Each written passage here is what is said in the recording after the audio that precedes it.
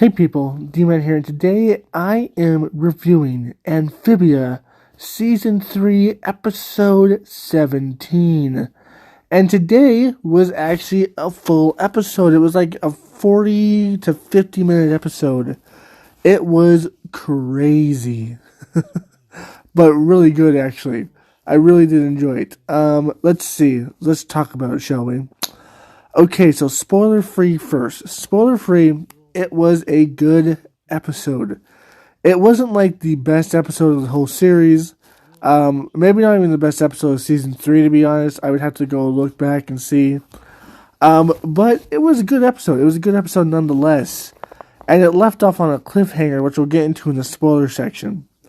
Anyways, so the episode was good. I can't really say anything else without spoiling it. So it was good. It was interesting.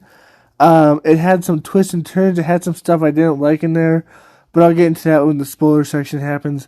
But just in general, it was good. Anyways, let's get into spoilers. Spoiler alert. Just remind you to subscribe, hit that bell, like, comment, share this video, Twitter, Instagram, and TikTok down below. Okay, spoiler alert.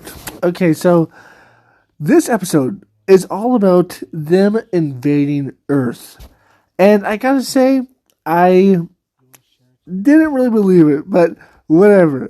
It's cartoon logic, I guess. Basically, the thing I didn't like most about... Okay, I'll tell you the thing I didn't like most about. First off is, it didn't make sense. The reason why it didn't make sense is because they invade Earth, okay? And then Earth's technology, like our weapons and stuff, just don't work against it. And the reason why that doesn't make sense is because in Amphibia and on Earth, they're using normal swords to cut through these robots and stuff. But, like, our technology just won't pierce them.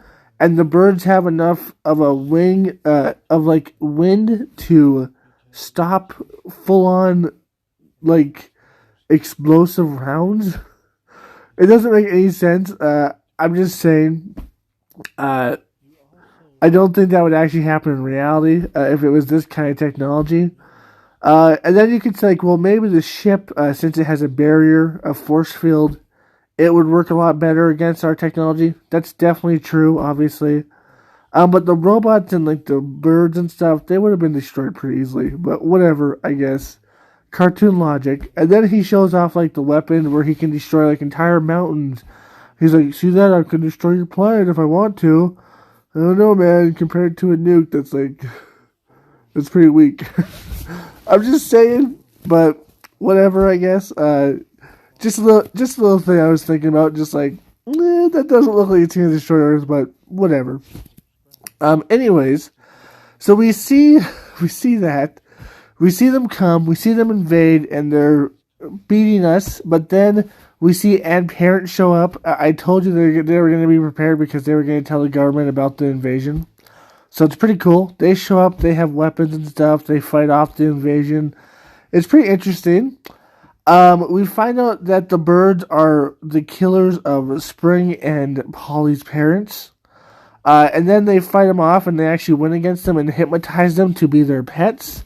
So I'm sure that might come back in a later episode, although one of the birds might have died, but whatever. Basically, Andreas comes and he's just making chaos. And then we finally found out what that letter said for Sprig. Andreas fights Anne. It's kind of like this almost anime-esque fight. It kind of reminds me of like Dragon Ball Z almost. It's very interesting. I'm sure it's an homage to Dragon Ball Z. But it's kind of funny. There's some moments with Sasha fighting against the thing that took over Marcy. And there's some moments with Marcy too that's pretty sad. But at the end, they end up saving the day. Sasha ended up stopping Marcy. Grime lost an arm. And Anne ended up destroying Andreas after he read the letter, because he probably could have destroyed her if he didn't hesitate. He could have destroyed her, but he read the letter that his old friend left him, and he kind of he felt them. He felt the tears and stuff. And then he let Anne destroy him, and it turns out he was like a cyborg. I guess he can't live for 1,000 years. I was thinking that's kind of weird how he was 1,000 years old. But I guess it turned out he was just a cyborg, so that's a thing.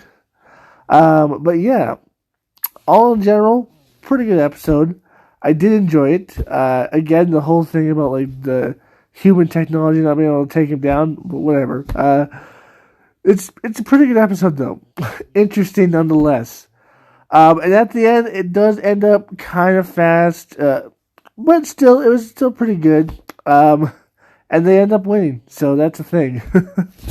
And at the end, there's kind of a sad moment between Anne and Sprig, and then we get left on a fucking cliffhanger. We get left off on a cliffhanger where the moon is falling towards Amphibia, which we saw from a flash of the girl who wrote Andrew's note. I forgot her name, but we saw her see that happening. And it turns out that she was their great grandmother or something. So that's a thing too. But we saw like the moon falling towards Amphibia, and it's probably going to be destroyed. And I have two theories for this. I think the first one's going to be the theory, but who knows? So the first theory is that they're going to have to evacuate all of Amphibia and take it to Earth. Okay, and then Earth is going to have to deal with a bunch of new alien-type residents. I guess, are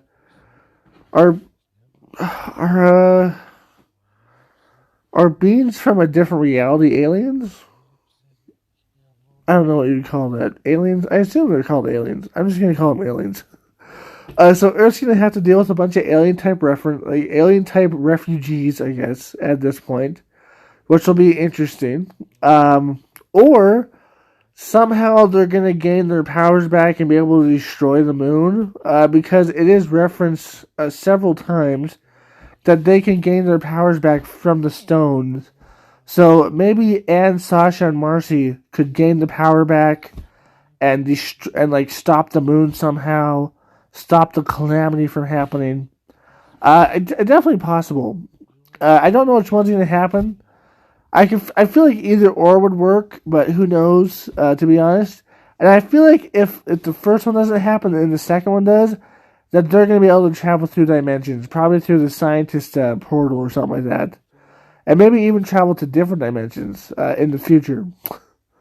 I don't know if that's a good thing for Earth, for people of other dimensions, because Earth is I don't know. But anyways, it's pretty interesting. It's pretty interesting, pretty good. Can't wait to see the next episode because that was a good cliffhanger. And those are my two theories. I'm pretty sure one of them is going to happen, but who knows. Anyways, hope you enjoyed this. If you did, like, comment, subscribe, and share. Hit that bell notification. That's the best way to get my channel. Link down below to my Twitter, Instagram, and TikTok. As always, my friends, stay sane. Peace. Just a reminder to subscribe, hit that bell, like, comment, and share this video. Twitter, Instagram, and TikTok down below. Shadow, my baby, I love you so much. You're my baby. And you love to sleep in the bathtub. 'Cause you're a weirdo. Shadow, look over here, buddy. Look over here.